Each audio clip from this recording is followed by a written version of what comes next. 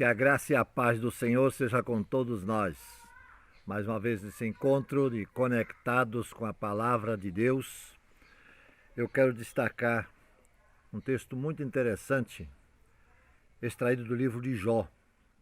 Jó capítulo 1, versículo 8, diz assim a palavra: Então disse o Senhor a Satanás: Reparou em meu servo Jó?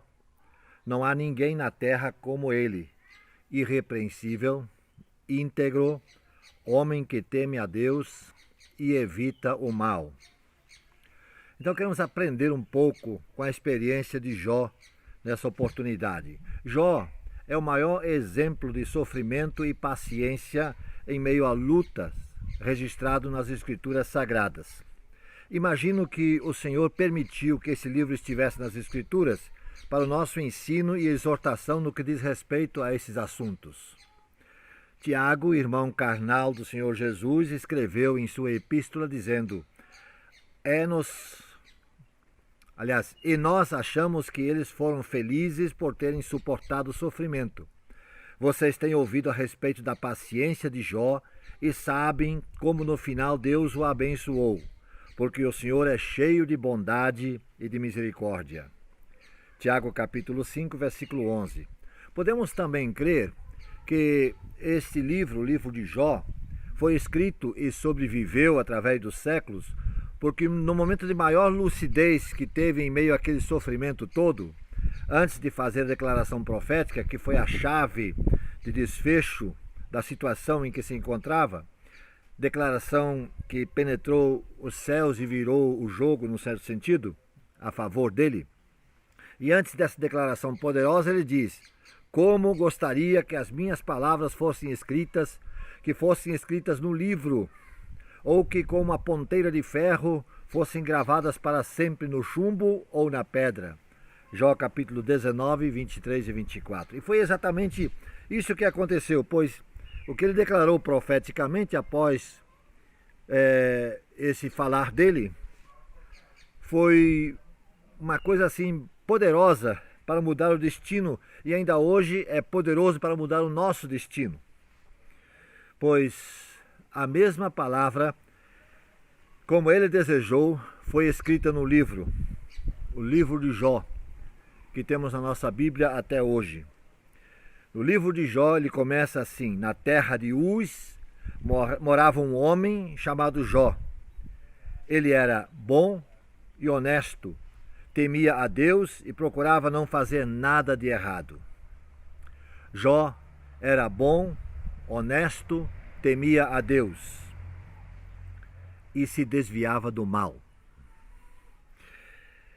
Essas prerrogativas positivas foram atribuídas a ele pelo próprio Deus.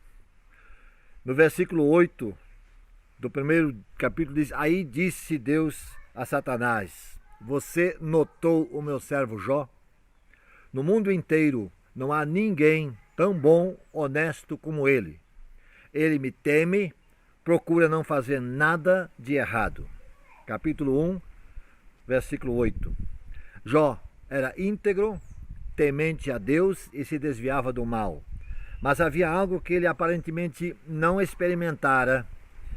E essa coisa que ele não experimentara fez com que ele se visse depois mergulhado num mar de sofrimentos, permitidos e gerenciados por Deus para que ele não fosse provado além das suas forças. Jó passou por tribulações, que além de ensinar a ter paciência no meio da prova, também nos leva a perguntar: por que tais tribulações foram necessárias? Ao descobrir o que faltava em Jó, que o levou até descobrirmos também como saímos de lá, ou até mesmo como não irmos para lá, como não cair na tentação, na prova, na tribulação, podemos, sim, não cair nelas, podemos sair delas, podemos nos alegrar nelas. Deus tem prazer no sofrimento? Não. Deus não tem prazer no sofrimento dos seus filhos. Se um pai natural não se alegra com o sofrimento do seu filho, quanto mais o Pai celestial também não se alegra com o nosso sofrimento dos seus filhos. Na primeira carta de Pedro, capítulo 1, versículo 6, nós lemos: se sejais contristados por várias provações. Ou seja, a expressão se necessário nesse texto deixa claro que somente seremos contristados por várias provações se não conseguirmos receber ou se não formos sensíveis à instrução e à direção de Deus de outra maneira. Esse texto deixa claro que o desejo de Deus é o de não nos atribular, e sim de nos ensinar. Se fosse ao contrário, o Senhor Jesus não teria ensinado a orar: não nos deixes cair em tentação.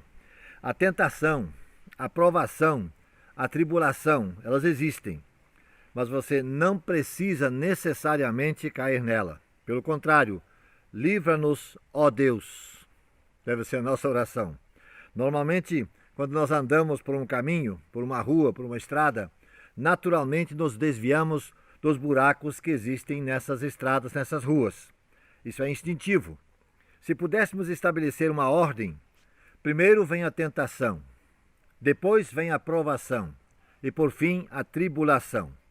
Com a permissão de Deus, o diabo tenta, Deus prova e depois somos atribulados para separar a palha do trigo. Tríbulo era um instrumento usado para bater o trigo, separando-o da palha. O trigo, quando colhido, precisa ser separado da palha. E aí passa pelo tríbulo. Então, trigo e palha na mesma colheita, enquanto a colheita estão juntos, mas depois são separados. E o texto bíblico nos mostra que a palha vai para o fogo, onde é queimada, e o trigo recolhido ao celeiro, guardado. Mas antes disso, vem o tríbulo. Precisam ser separados. Então disse o Senhor a Satanás: reparou o meu servo Jó? Não há ninguém na terra como ele, irrepreensível, íntegro, homem que teme a Deus e se desvia do mal. Que maravilha! Que exemplo a ser seguido! Que exemplo a ser imitado! Jó foi um exemplo extraordinário e serve de exemplo até hoje, porque o que ele experimentou, nós podemos ler no seu livro e aplicar no nosso viver. Que venha a tentação, se necessário for, que venha a prova, e se a tribulação também vier, nós podemos passar por isso tudo. Jó assim fez, assim experimentou, e o seu livro nos serve de exemplo para cada momento dos nossos dias, nos dias de hoje.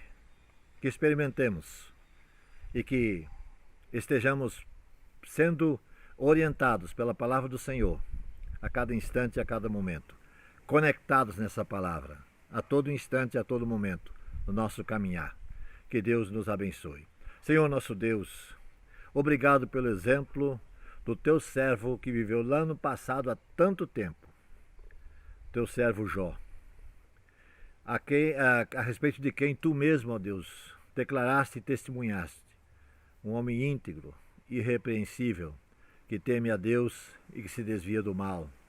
Ó Senhor, que o seu exemplo sirva para cada um de nós nos dias de hoje. Nós oramos agradecidos em o nome de Jesus. Amém.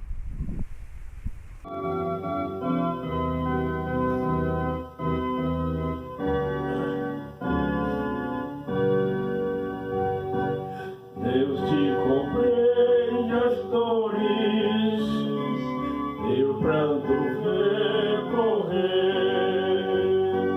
Dizes que estou contigo, não tens pois que temer.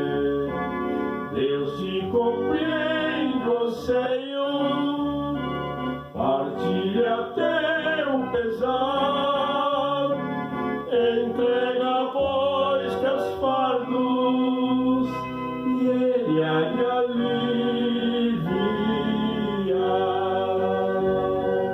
Deus, sabes quanto és frágil, conhece o tentador, vai ao teu lado sempre na escuridão.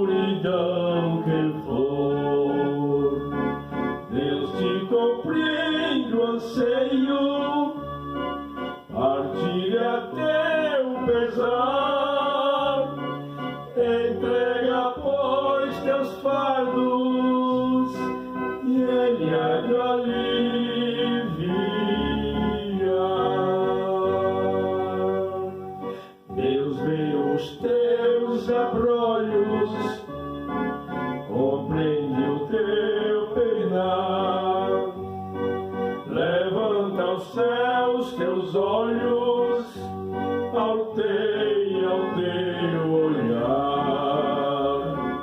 Deus te compreende o anseio, partilha teu pesar, entrega, pois, teus fardos, e Ele agrada.